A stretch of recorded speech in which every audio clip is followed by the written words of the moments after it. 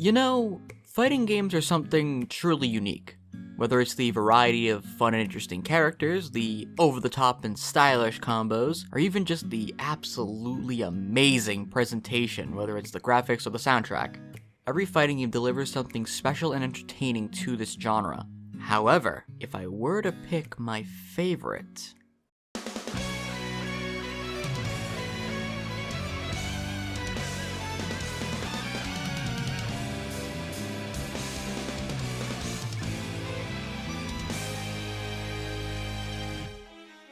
Blazblue is a fighting game series made by Arc System Works, and I love everything about this series. From its amazing cast of characters, breathtaking visuals, phenomenal soundtrack, and it's just overall fun and interesting gameplay feel. I can hop into this game at any point, any day, and I never get tired of it. And so I figured with my love of this franchise, why not talk about it? That's right folks, we're going to be talking about every single mainline fighting game in this series, which is going to prove to be quite the task. And what better way to start off than with the game that started it all, Blazblue Calamity Trigger. Has it stood the test of time, or has it aged about as well as Darkstalkers Are Not Dead? Join me as we find the answer to this question, and more. And now without further ado, ladies and gentlemen, the Wheel of Fate is turning.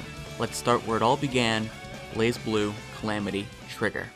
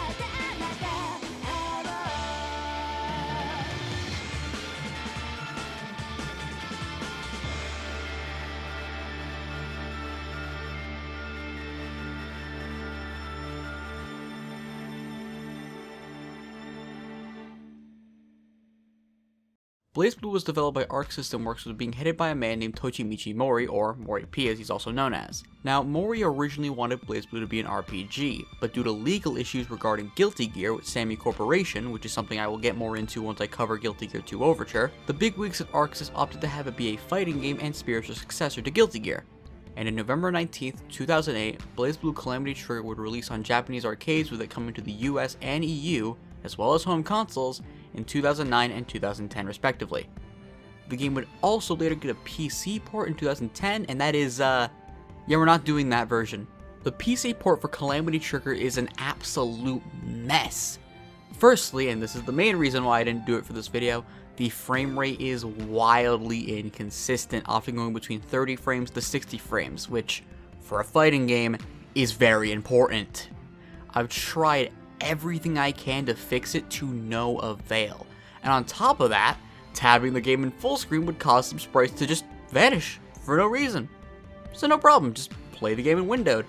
Oh wait, the game can't go in 1080p when in windowed. And there's no borderless windowed option, which is the main way I play these games. With these issues proving to be a hassle, I opted to just emulate the PS3 version of the game. Moving forward, every single other Blazblue game will be done using the Steam version, but given Calamity Trigger's unique issues, I decided to just stick to emulation. The story of Blazblue is a big, convoluted mess, and while I would love to just drone on and on and on about it, I feel it would be best if I hold off on that for now, and instead do a Wooly vs. style lore series like his Guilty Gear lore series. He makes really good content, you should check him out by the way if you haven't. The gameplay of BlazBlue is clearly the main attraction, and like every other fighting game, it centers around you picking a character of your choice and beating the ever-loving piss out of your opponent. That being said, BlazBlue does add some new things to the formula. For starters, the control scheme is a bit more unique, at least it was at the time. The buttons you get access to are A, B, C, and D. Light, medium, heavy, and drive. Drive is a system in BlazBlue that basically acts as a character's central mechanic. For example, Ragna's drive is Soul Eater, and attacks involving drive siphon the opponent's health and heals Ragna with it. We'll talk about it more when I get into character-specific gimmicks and overall mechanics, so we'll hold off on that for now. Another mechanic added into BlazBlue is the inclusion of Barrier Burst. Basically a normal combo breaker, but this time it comes with a caveat. It drains your barrier gauge. Barrier is basically the push blocker, faultless defense of the game, the main difference being it relies on a separate gauge as opposed to your normal meter, much like Guilty Gear does. However, this does come with an interesting thing around it. If you run out of barrier at all, you are put in danger state, where you take more damage. So you can spend your barrier gauge to burst out of your opponent's combos if you're ever in a bind, but you need to be wary that you'll be left in danger state when you do. There is also a system in the game called Guard Libra. It's basically like a tug-of-war risk gauge, where whoever's side is fully filled ends up getting their guards crushed. BlazBlue also shares another similarity to Guilty Gear in the form of Astral Heats, basically the insta-kills from Guilty Gear, with a few added bells and whistles. In order to perform an Astral Heat or Astral Finish as it's also called, the match needs to be match point, your opponent needs to be at low health, and you need to be at full meter. Meeting these requirements and performing the right input leads to an Astral Finish. You know, these things are such a cool, iconic part of the series that, I feel like someone could rank them in, I don't know, maybe a whole retrospect, a whole series or something. I don't know. As for other universal mechanics, there isn't really much to talk about. It's all just mostly general fighting game stuff, so grabs, blocks, dashes, air dashes, the works. The feel of the game, however, is kind of a different story. Now, I don't know if it's just me being spoiled by Central Fiction or whatever, but this game just felt off when I played it. I've gotten more used to it as I kept playing, but things still felt just a little off. A lot of combos I felt I could have done just didn't work, and it felt a tinge sluggish? Which is weird to me, because when I play a lot of Arc System's older fighters, namely Guilty Gear, the game moves with the style and grace of a trapeze act. Now I know this isn't Guilty Gear, by any stretch of the imagination, but as a game meant to kinda follow in its footsteps, be a spiritual successor, I felt it would have just a bit more acrobatic movement. As it stands now, the game moves with the style and grace of the Flying Graysons.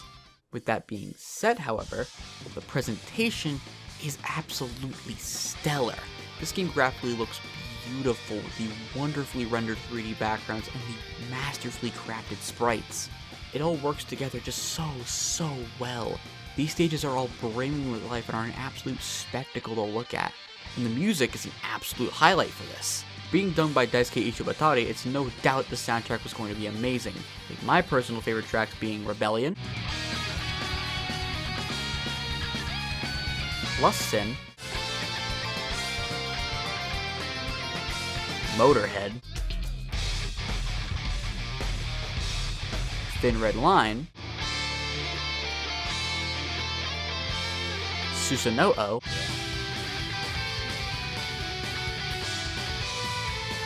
and especially Awakening the Chaos. All of these songs bring such fantastic energy to the game, and they all work with their respective characters so well. Speaking of characters, why don't we talk about them? Starting with the main character, Ragna the Blood Edge.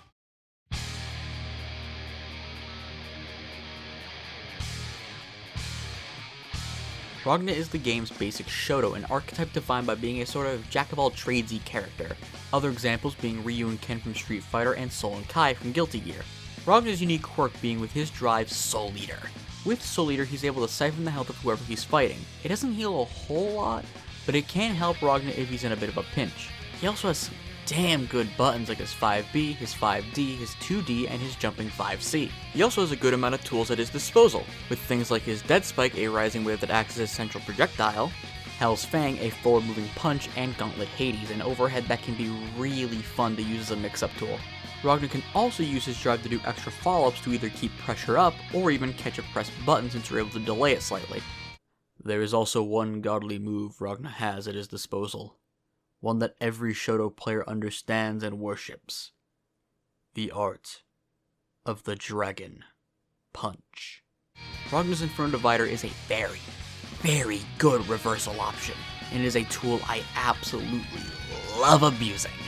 His DP also comes with 2 follow-ups, a punch that sends the opponent across the screen, and another that just sends him straight down to the ground. He also has 3 main supers.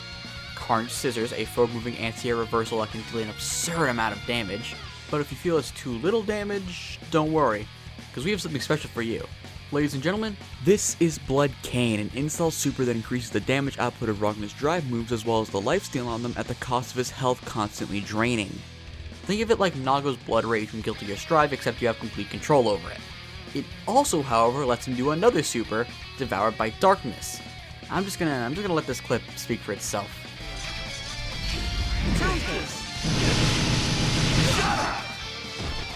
Well, fuck, that hurt a bit. And because it's a command grab, it can't be blocked. So if you ended up needing to burst or were put in negative penalty, well, I guess you're shit out of luck. With all that out of the way, let's get into his Astral Heat Black Onslaught. I'll show you the power of the Azure! I'll show you.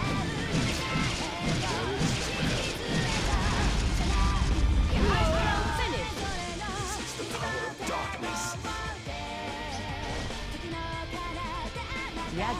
Ring. Overall, a pretty decent Astral. You can tell it's one of the first Astrals they made, so as simple as it may be, it does add a simple baseline for the rest of the Astrals, so B.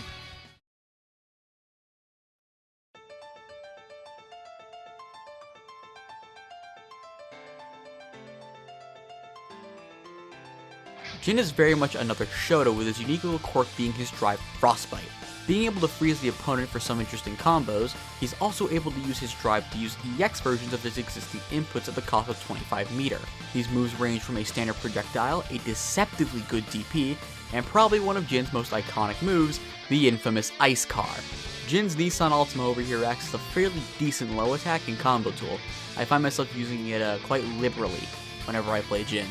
He also has some pretty fun buttons, like his 6A being the goofiest over it. I love the animation on that, his 5B being a fun little vacuum, and all of his drive buttons being fun to use and set combos with. His supers aren't something to slouch on either, from a fun anti-air projectile to a screen-wide wave that comes out terrifyingly fast. Now with all that, let's take a look at his Astral. Seeing as Jin is Ragna's rival and brother, I imagine they made one like equally as good, like still kind of average, but like on the same playing field, right? Right? Arctic Dungeon! Give up!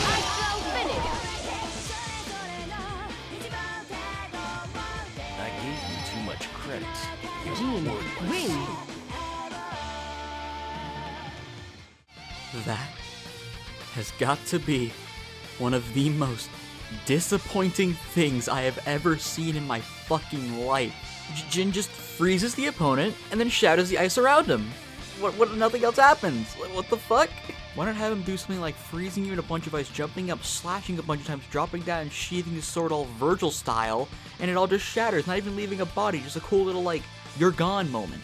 Hell, it doesn't even need to be multiple slashes. It could be a single slash do it all. Something, anything would be better than this tragedy. It gets an F without a shadow of a doubt. I'd give it lower, but it's so nothing that it doesn't even deserve special treatment.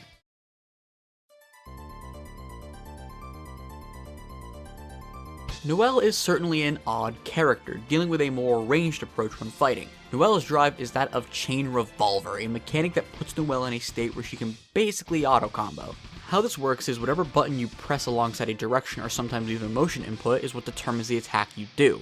Her drive has a lengthy recovery if you don't cancel it into another move, which thankfully she can cancel it with either 3 dedicated drive enders or just any of her other inputs. Speaking of other inputs, Noelle has some pretty interesting ones. Optic Barrel is a sort of projectile that places a mark a set distance depending on the button pressed and creates a little explosion.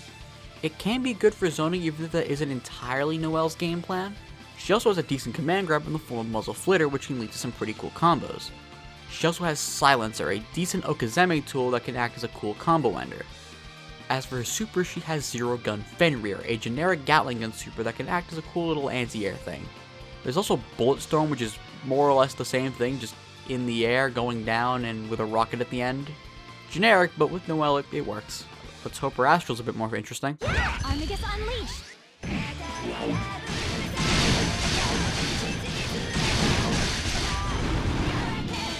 Astral finish. Sir, please return to your post. Noelle, win. While I feel it does have some style and flair, it is more or less Noelle just doing kind of the same thing that she normally does. And when I think of a cool, like, finisher to top up a match, I want to see a character do something they don't normally do. While I do find this better than Jin on account of being at least something, it still isn't going any higher than a C. Not really after the best start. Let's hope the rest of the Astrals are good, please.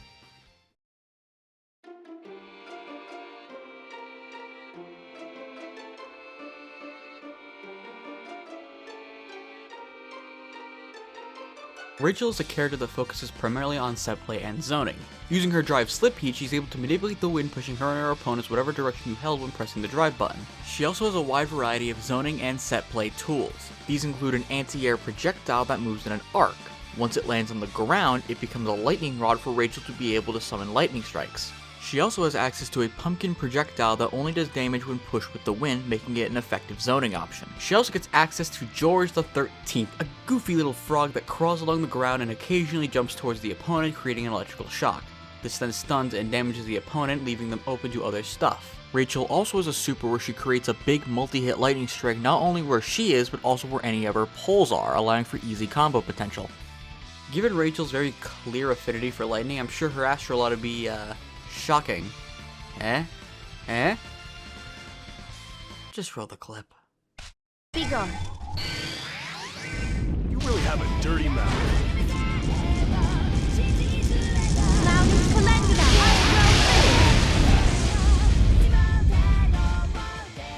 now. Much too unsightly. How can you live with yourself? Rachel, win.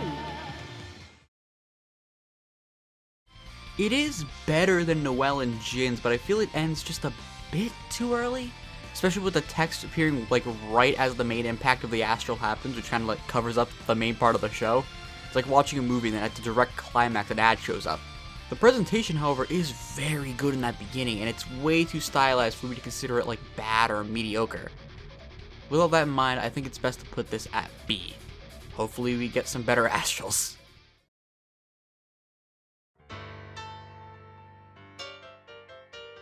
Taokaka is a rushdown character specializing in getting close to her opponent and sticking to them like they were trying to become their Siamese twin. Her drive Dancing Edge allows her to dash in different directions, allowing her to either close distance to apply pressure or even going for a mix-up. She also has a lot of repeatable claw attacks ranging from a stationary slashy move, a aerial version of the same thing, one that moves her slightly forward allowing her to remain glued to her opponent, and finally one that acts as a combo ender that's low to the ground. She also has access to a random projectile not too dissimilar to Faust's random items from Guilty Gear. They're not as varied, but they are still in that range of random item. Her supers consist of Berserker Barrage, no I'm not kidding, that's just what it is, a Shadow Clone super allowing for some dumb combos, and a Command Grab super that acts as an anti-air but can be avoided if you crouch. Pretty standard kit for a rushdown character. Hopefully her Astral isn't as standard. Let's take a look.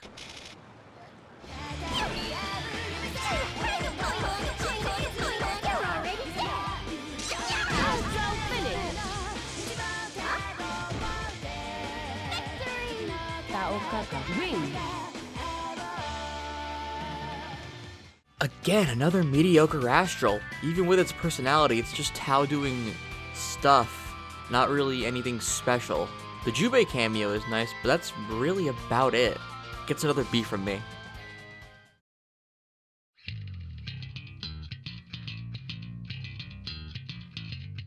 Tager is a grappler in all of his big grappler Magnet Man glory. Having two main command grabs that synergize with his drive, Voltic Battler, this allows Tager to magnetize his opponents, pulling them in during certain attacks, including his command grabs. Because, you know, why try to win neutral if I can just pull you towards me? On top of his command grabs, Tager also has an anti-air command grab he can use, as well as a simple Rekka that changes depending on the button you press, as well as a projectile that not only can he charge up, but it also magnetizes the opponent when hit.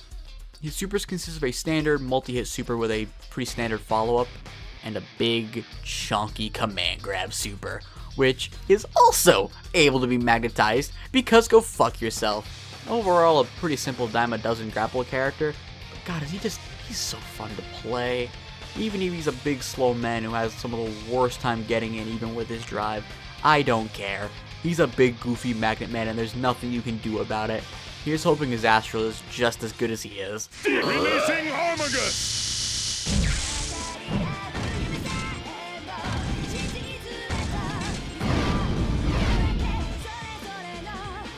King of Trigger!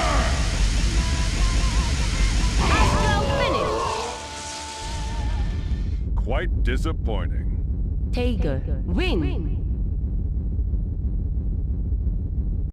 Oh my god. What a fucking fantastic Astral. The presentation, the impact, even the ending of him leaving the crater is nothing short of amazing. This absolutely gets an S from me. God, so fucking good.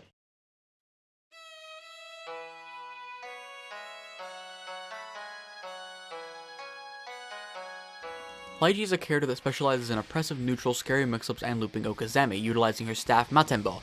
Her drive plants her staff on the ground, and by pressing it again, sends it in an upwards diagonal direction. She's also able to move the staff slightly either forwards or backwards. She also has access to Straight Throw, a Mistfinder-esque move that launches her staff a certain angle depending on the button pressed. With her staff on her, she has access to Tsubame Geishi, a rising attack that launches her staff from the air with it landing on the ground a moment later. With her staff set on the ground, she has a few things she can do, involving a Rekka that you can start from any input in the Rekka, the ability to hop on her pole dealing a number of follow-ups involving a simple kick, bouncing the staff on the opponent as a projectile, or bouncing off the staff herself as a simple mix-up. She can also turn the staff into a massive saw blade that can act as an anti-air. Her supers consist of 13 Orphans, a very simple little Ora super. There's also All Green, a rising pillar of fire that acts mostly as a combo ender, and Great Wheel. Lychee enlarges her staff and flings it in whatever direction you're holding. You can also make it move multiple times in a certain direction by holding a direction and pressing drive. Her staff stance also leads into her Astral. Let's see if it will compare to Tiger's at all. Shadow Palm! Gotcha! 9 gates!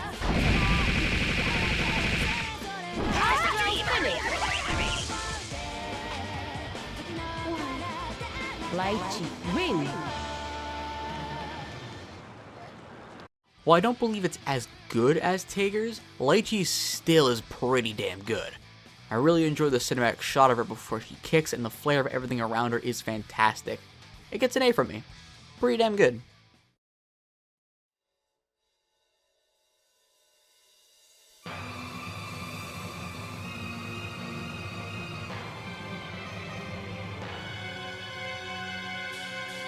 Articuno is the absolute bane of my existence. This bag of bees has caused me nothing but pure pain and misery in all of my time playing this franchise. This demon is what I've coined as the Arc System Works what the fuck character.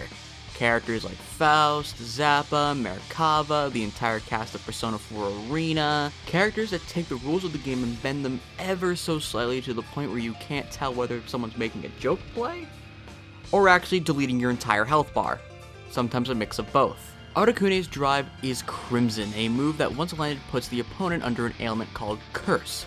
Once cursed, Articuno gets the ability to sick his legion of insects on his opponents, which can lead to some frustrating results. He also has access to Zero Vector, a move Articuno can use in the air that creates a mist cloud that comes in 3 different randomly selected flavors. One being a cloud that floats above the opponent, one that surrounds Articuno, and one that simply tracks the opponent. If the cloud hits the opponent, it also curses them. He also gets a mix-up where Articuno does either a jump or a dash, and then immediately undoes what he did. He also has an aerial combo ender and an invisibility input that can be used to cancel out some moves, which I guess he needed. His supers consist of a low-hitting super where a bunch of insects rise from the ground that inflict curse, dealing bonus damage if the opponent is already cursed. He also gets a vertical beam super that, if hit on the ground at point blank, can pull the opponent more towards the center of it. This character is, he's something. He also really likes flooding the screen with a bunch of just nonsense, which is like the main, issue I have with him. Now call this a skill issue if you want, which it 100% is. It's entirely just me being bad at the video game. I can't handle all of this fucking nonsense going on screen. You looking at this shit? Look at this! How the fuck am I supposed to react to all that? You know, with how, like, nonsensical and obtuse this character is, I really hope the Astral's equally as perplexing. Please. Please.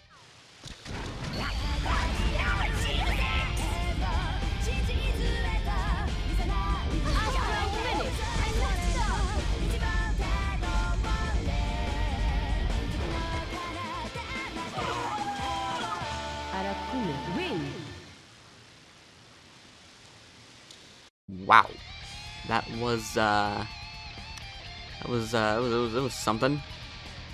I will say it is better than Jin's by virtue of at least being like something you don't see Arakune do, but it is very much just like a thing that happens. There's no real spectacle. It's just, I am big orb.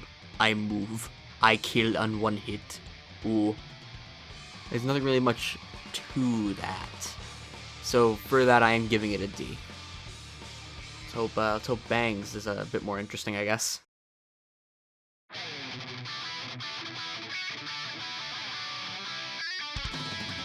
Bang is a rushdown character that specializes in absolute pressure. His drive is Burning Heart, a move that has armor and when hit builds his Furin Kazan. More on that later.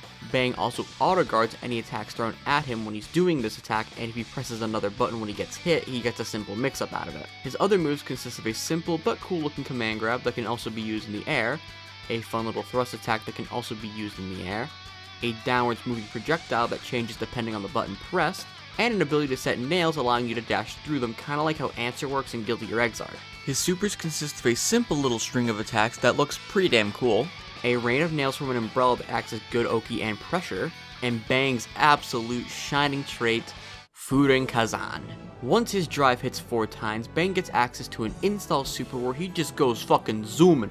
Man's making Sonic the Hedgehog blush with how fast he's going. It's fucking awesome. He also gets an entirely unique theme for it, and it is it's fucking amazing.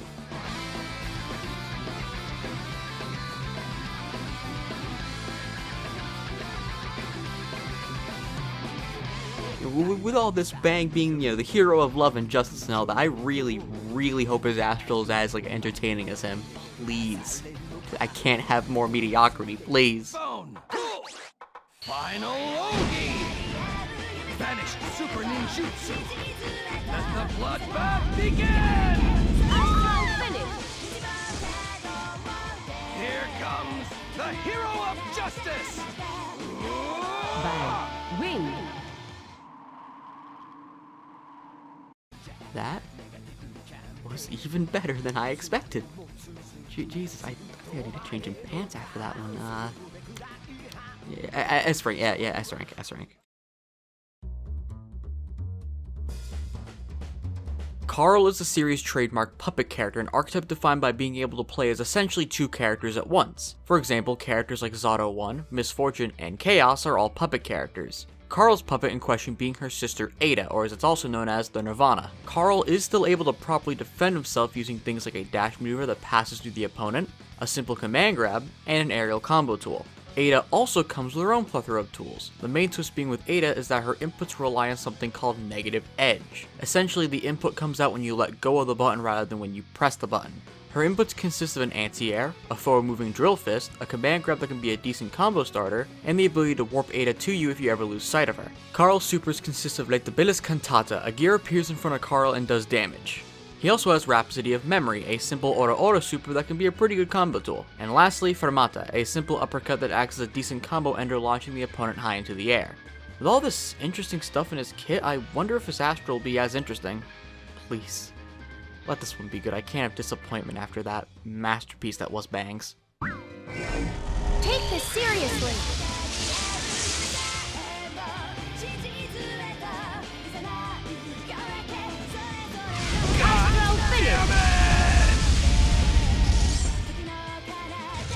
A requiem in your honor. Carl. Win.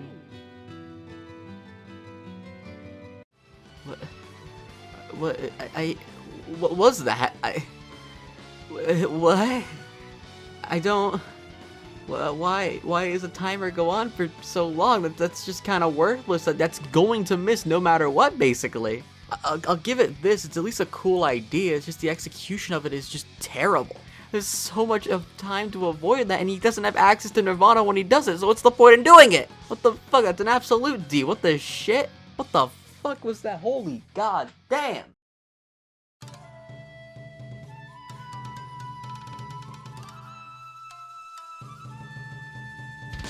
Hakumen is certainly a character, at least by this game's standards.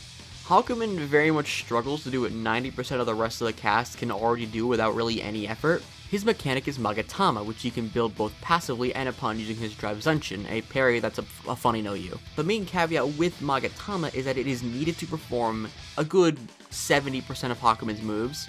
It is the backbone of what Hakumen's game plan is.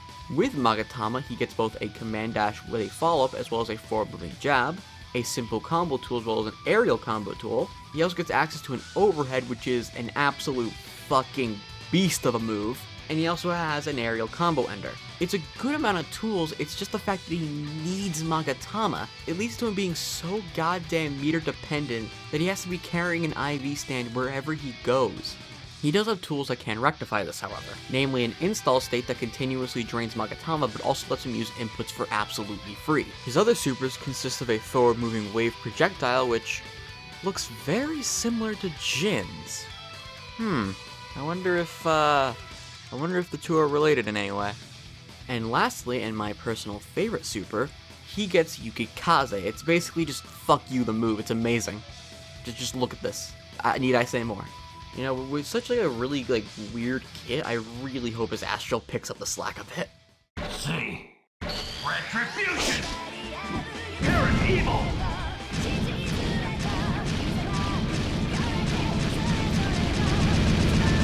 Astral finish.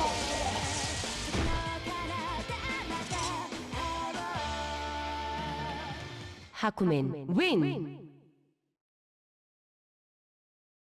Overall, a pretty damn good Astral. It's got pretty good style, pretty decent flair, and it just hits the right spots for me. The thing keeping it from an S is the fact there isn't really anything pushing it. The reason something like Bang's got an S is because you got entirely new visuals, you got entirely new things to happen. With Hakumen, it's just his sprite doing a bunch of slashes with a really cool visual effect, which it's a really nice visual effect, but it's not enough to push it to an S. Overall, it gets an A from me.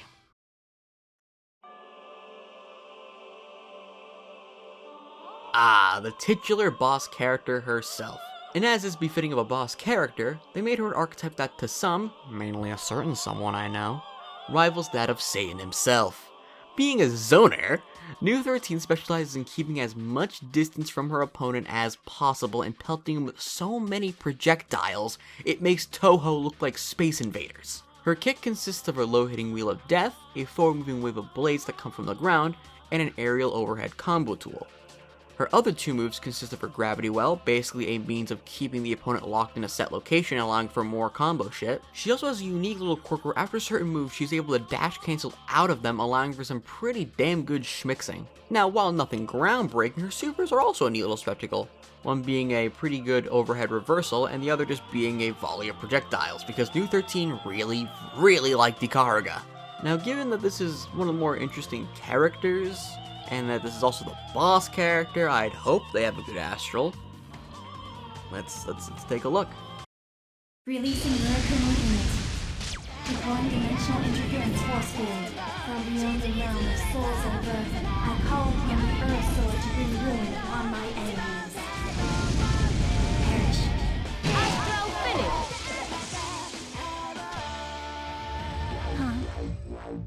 New win.